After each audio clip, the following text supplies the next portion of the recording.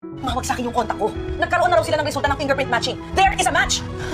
Mukhang itong si Moira nga ay nakahanap na namang ng kakampi sa mga kapulisan dahil nang malaman nga niya, ang resulta ay agad nga niyang kinausap si Zoe.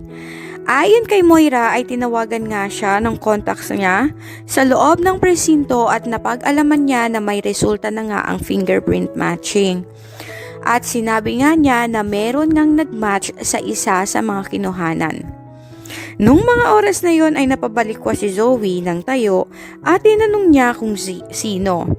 At ayon nga kay Moira ay kailangan na nilang maghanda dahil kung sakasakali man na si Zoe o si Moira nga ang siyang nakuhana ng fingerprint matching ay siguradong makukulong sila.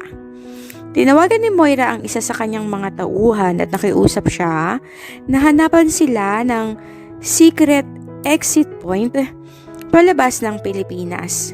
Ayon sa kanya, hindi na siya papayag na makulong ulit dahil nagkaroon nga siya ng trauma sa kanyang mga dating kasamaang preso. At mas lalong hindi naman niya kakayanin kung makikita niyan ang kanyang anak na si Zoe ay makakasama niya sa loob ng kulungan. Subalit bago pa man sila makalabas ng kondo, ay isang warrant of arrest na nga ang dinala sa kanila at ibinibigay nga kay Zoe at kay Moira.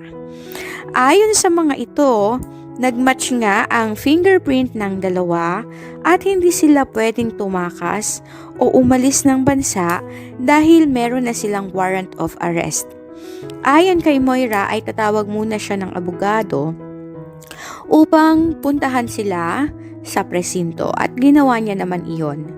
Sa tulong nga ng kanyang kaibigan ay nagkaroon nga siya ng abogado, subalit mangyak-ngyak si Zoe nang malaman niyang makukulong na siya kasama ang kanyang ina.